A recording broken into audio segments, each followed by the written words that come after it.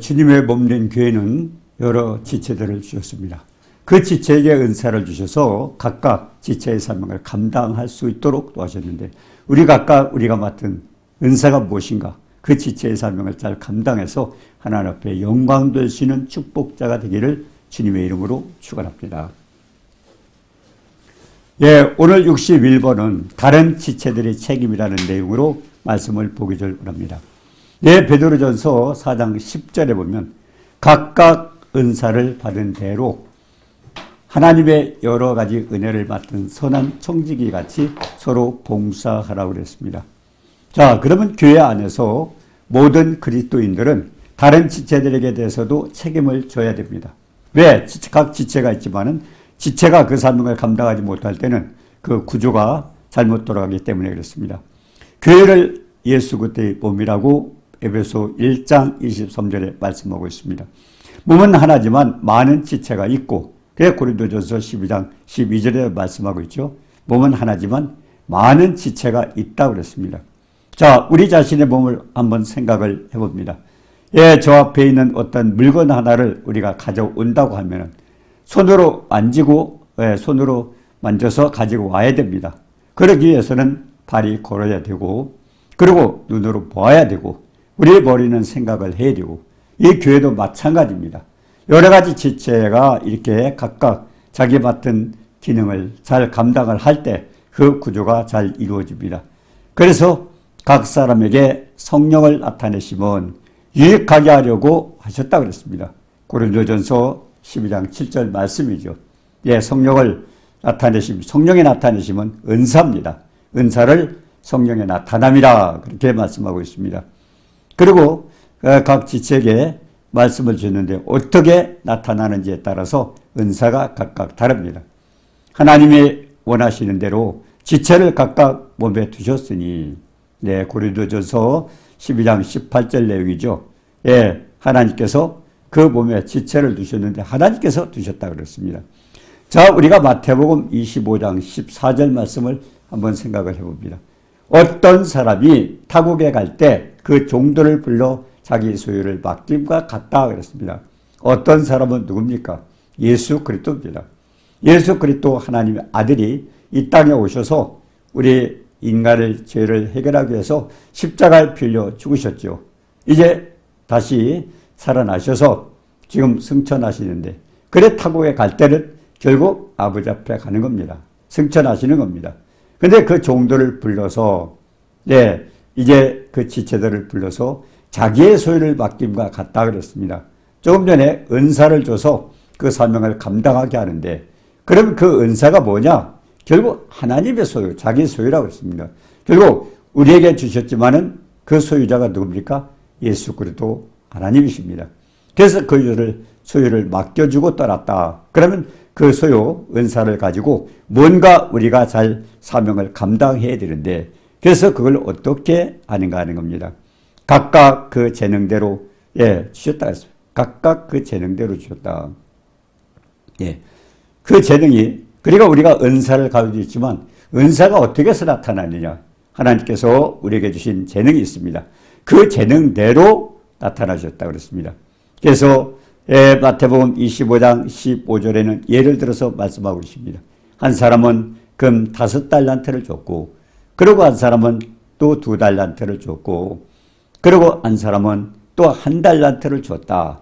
이렇게 어떤 사람은 5달란트, 어떤 사람은 2달란트, 어떤 사람은 1달란트 각각 다르게 이렇게 주셨는데 그러면 왜 하필이면 금 5달란트라고 하셨을까? 제가 깨닫기를 요한계시록 3장 18절에 보니까 불로 연단한 금을 사서 부욕게 하고 불로 연단한 금이라고 그랬습니다. 결국 정금 같은 믿음이라고 그러죠. 그리고 또 로마서 12장 3절에는 그랬습니다.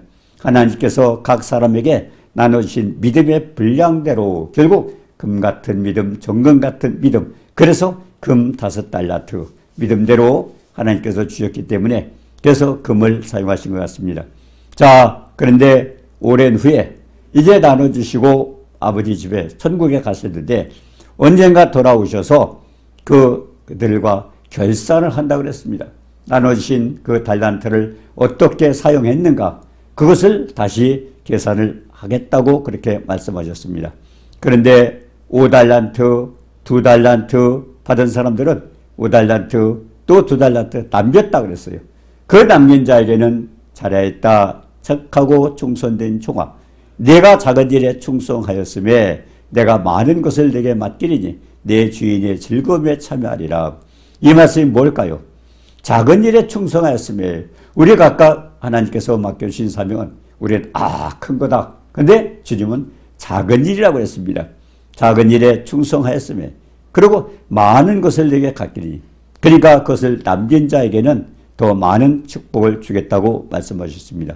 근데 중요한 것은 내 주인의 즐거움에 참여하리라. 주인의 즐거움이 뭘까요? 주님의 잔치자리입니다. 네, 신명기 6장 5절에 보니까 마음을 다하고 성품을 다하고 그리고 힘을 다하여 하나님을 사랑하라. 그런데 그때 어떤 축복이 있습니까?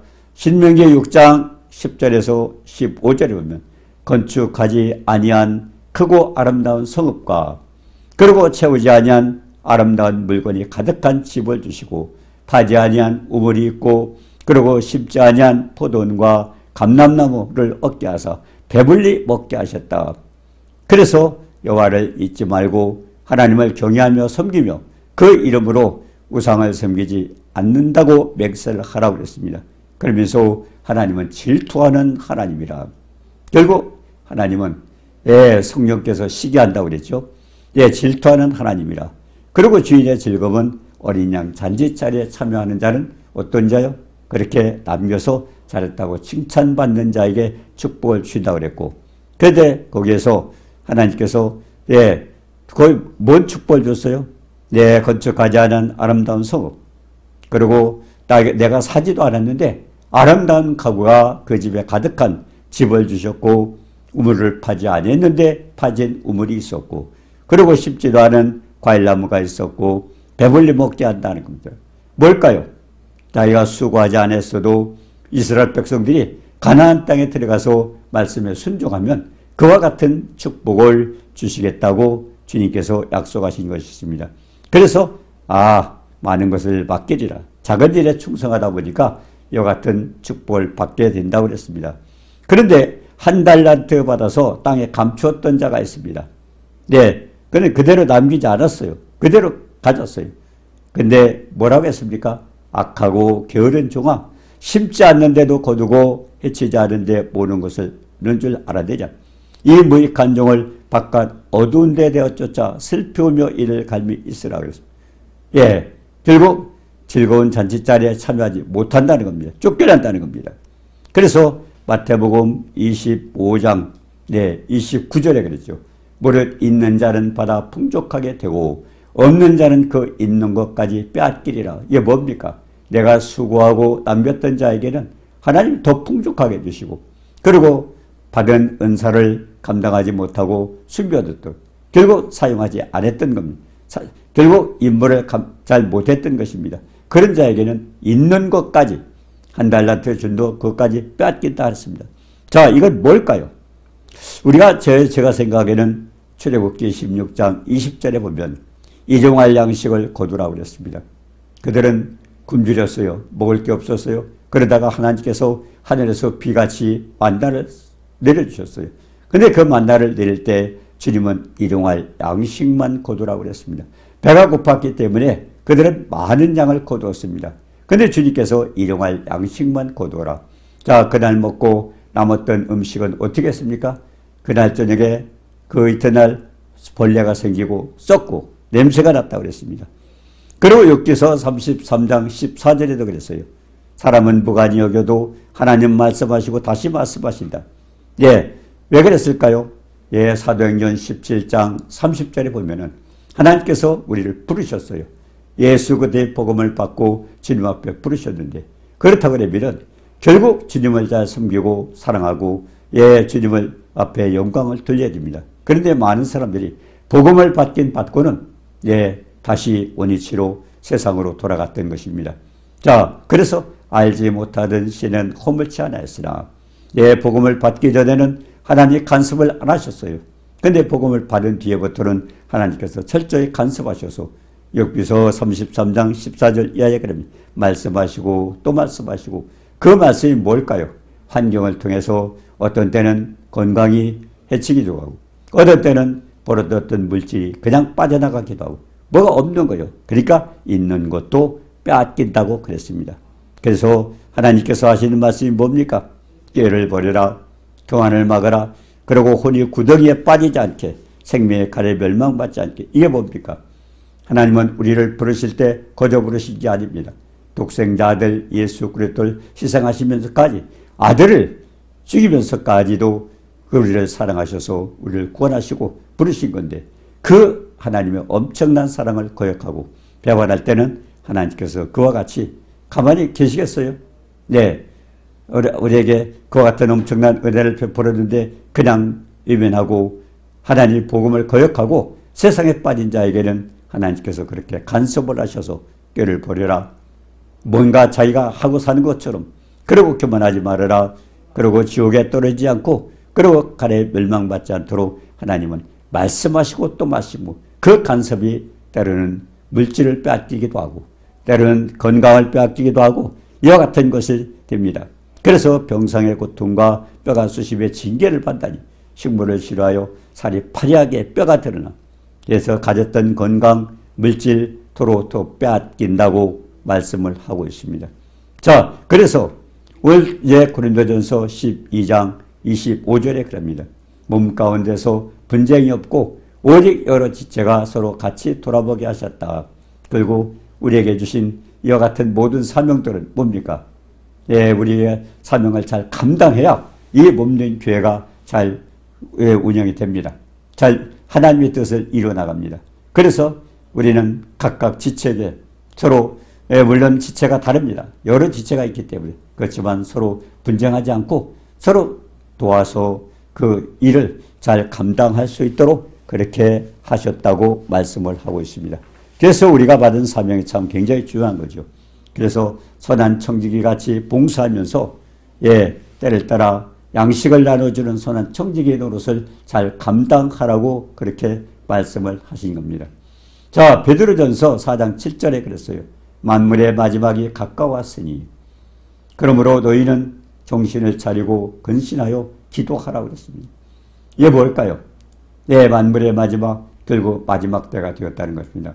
그렇기 때문에 정신을 차리고 깨어서 기도하라는 겁니다. 무엇보다도 서로 뜨겁게 서로 사랑하며 사랑하라고 그랬습니다. 자, 왜 기도하라고 그랬을까요? 깨어있지 않으면 안 되는 이유가 있습니다. 우리가 마음은 원이로 돼 육신이 약하도다. 깨어있지 않으면 우리는 그냥 육신에 져서 세상 걸 우리가 주신 사명을 포기하고 삽니다. 그래서 하나님께서는 하나님의 은혜를 입어서 이제 예수 그리스도 나타날 때 맡겨주신 사명을 잘 감당하여 결산할 때 하나님이 주실 은혜를 바라보고 그래서 깨어서 기도하라고 그렇게 말씀을 했던 것입니다. 자, 그 다음에 또 베드로전서 4장 8절에 그랬죠. 4장 8절에 보니까 무엇보다도 뜨겁게 서로 사랑할지니 사랑은 허다한 죄를 덮느니라 그랬습니다. 뜨겁게 서로 사랑하라 했어요. 자, 야고보서 5장 19절에 그랬습니다. 진료를 떠난 자 돌아서게 하면 결국 복음을 받고 세상에 빠져 있는 자죠. 회개하고 다시 돌아오게 하면은 그 영혼을 사망에서 구원하는 것이며 허다한 죄를 덮기 때문에 결국 한 영혼을 구하는 이런 축복이 있습니다. 그래서 서로 사랑하라고 그랬던 것입니다. 자, 요한일서 4장 16절에 그랬어요. 하나님을 사랑하고 하면 사랑 안에 거하는 자요. 하나님 안에 거하고 하나님도 그 안에 함께 있다고 그랬습니다. 내가 하나님을 사랑하고 그 사랑 안에 거하는 자가 뭡니까? 이 지체를 서로 사랑해서 결국 우리가 서로 합력하여서 사명을 잘 감당하라고 하는 것입니다. 그런 사람은 하나님 앞에 걸어 하나님과 함께하고 그리고 하나님도 그와 함께 한다고 그렇게 말씀을 하고 있습니다. 자, 베드로전서 4장 9절엔 또 그렇습니다. 서로 대접하기를 원망 없이 하고 이렇게 왜 남을 대접하라고 그랬을까요? 네, 우리가 성경에 보니까 부지 중에 천사를 대접함이 있었습니다. 네, 아브라함이죠. 창세기 18장 2절에 그랬어요. 사람 셋이 대접했습니다. 네, 어느 날 보니까 사람 셋이 나타났어요. 그래서 아브라함은 그 세 사람을 데려다가 대접을 했는데 거기에 한 분은 하나님이었었어요. 하나님. 네, 그리고 그래서 하나님을 만나게 됐고 몇 천사였었어요. 소돔과 고모라가 결국 많은 죄를 졌기 때문에 심판하기 위해서 거기서 확인하러 왔던 것입니다. 그래서 부지 중에 하나님을 만났습니다. 그래서 참 천사를 대접하다가 이렇게 하나님을 만나기도 하고 또 천사를 대접하기도 했는데 이 아브라함과 같이 그래서 대접하기를 원망 없이 하라고 그랬습니다. 예, 우리가 마태복음 7장 12절에도 그래요. 남에게 대접을 받고자 하는 대로 너희도 남을 대접하라. 율법이요 선지자라고 했습니다. 율법 선지자가 뭡니까? 성경 기록입니다. 성경입니다. 율법과 선지자. 결국 남에게 대접을 받고자 하는 자로 너희도 남을 대접하라. 누굴까요? 예, 마태복음 7장에 있는 내용은 하나님과 우리 인간의 관계입니다. 결국 내가 하나님 앞에 어떻게 대접이 뭡니까? 우리가 말씀을 묵상하고 기도하며 또 하나님과 예배를 드리고 이렇게 하나님과 늘 교제하는 겁니다. 그렇게 하나님을 기쁘시게 해드리면은 하나님도 또 그대로 대접을 한다고 그랬습니다. 그런데 그렇잖아요. 우리가 하나님을 믿고 교회를 다닌다 하면서도 하나님과 관계없이 내 멋대로 세상에 살며 내 멋대로 살면서 뭔가 약간 급한 일이 생길 때, 무슨 일이 생길 때는 아버지 그때 엎드려서 기도하면 들어주셨습니까? 네, 우리가 한번 생각을 해봅니다. 자, 어느 기구에 지금 이제 보도낫도가 끼어 있습니다. 예, 우리가 이제 이 기구가 움직이지 않도록 잘 조여지도록 보도를 잘 쫓습니다. 그런데 이 낫도가 이제 늘 풀었다 잠궜다 하는 사람들은 잘 돼요. 근데 10년이고 20년이고 그냥 놔서 녹이 슬었을 때 열면 열립니까? 녹 때문에 안 되죠. 이와 같이 마찬가지로 그래서 우리도 늘 하나님과 함께 교제를 해서 항상 이어가야 된다는 겁니다. 자, 그렇게 했을 때 급할 때 우리도 많이 축복을 받게 되죠. 그래서 하나님을 늘 대접하라. 그래서 잠언서 8장 17절에 그랬잖아요. 나를 사랑하는 자가 나의 사랑을 입으며 나를 간절히 찾는 자가 나를 만날 것이다. 그 다음에 요구하는 게 뭐예요? 18절에 우리가 부귀가 내게 있고 장구한 재물과 의도가 결국 우리의 축복이 거기에 있어요. 8장 17절은 뭡니까? 내가 하나님을 사랑하고 결국 간절히 찾을 때 하나님도 나를 사랑하고 나를 만나주신다고 말씀을 했던 것입니다. 자, 그리고 이제 베드로전서 4장 10절을 또 봅니다. 각각 은사를 받은 대로 하나님이 여러 가지 은혜를 받은 선한 청지기 같이 소라. 우리 하나님께서 한 사람 한 사람에게 각각 다른 은사를 주셨습니다. 그것이 아까 주님께서 어떤 사람이 천국에 갈 때 결국 우리에게 성령의 은사를 주셨죠. 그 은사는 뭡니까? 우리에게 맡은 사명을 감당하도록 그래서 은사를 주셨습니다. 근데 은사를 받은 대로 우리가 뭔가 하나님 앞에 충성을 해야 되는데 마지막에 주님이 오셔서 언젠가 계산하실 때는 이제 그 은사를 가지고 어떻게 충성을 했는가에 따라서 각 사람대로 하나님이 결산한다고 그랬습니다. 그때 선한 청지기는 뭐예요? 내 맡은 사명을 잘 감당했던 사람에게 그런 사람에게 하나님 축복이 있는데 그래서 우리는 선한 청지기 같이 서로 봉사하라고 그렇게 말씀하셨던 것입니다.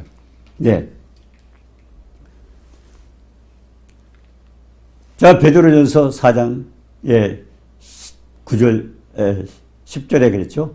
은사를 받은 대로 선한 청지같이 봉사하라고 그랬고 그 다음에 이제 에베소 4장 2절에는 그래요.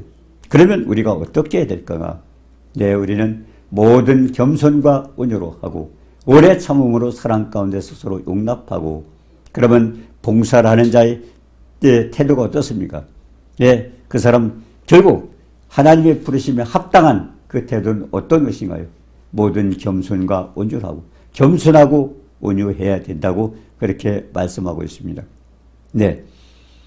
예, 그리고 평안에 예, 온유하고 겸손하고 그리고 오래 참고 사랑 가운데서 서로 용납하라고 그랬어요. 그리고 평안에 매는 줄로 성령이 하나 되게 하신 것을 지키라고 그랬습니다. 예. 하나님께서 평안에 매는 줄로 했다고 그랬어요. 평안에 매는 줄 뭘까요? 예수 그리스도께서 사망 권세를 깨시고 부활하셨을 때 예, 제자들에게 뭐라고 말씀하셨어요? 너에게 평안이 있을지어다. 네, 우리가 창세기 1장에도 그렇잖아요. 있으라 하면 있었어요. 말씀이 손버리면 말씀대로 창조가 되었어요. 그러면 주님께서 평안에 매는 줄로 결국 우리에게 그리스도의 평강을 우리에게 주었습니다. 우리가 사람들이 평안합니다.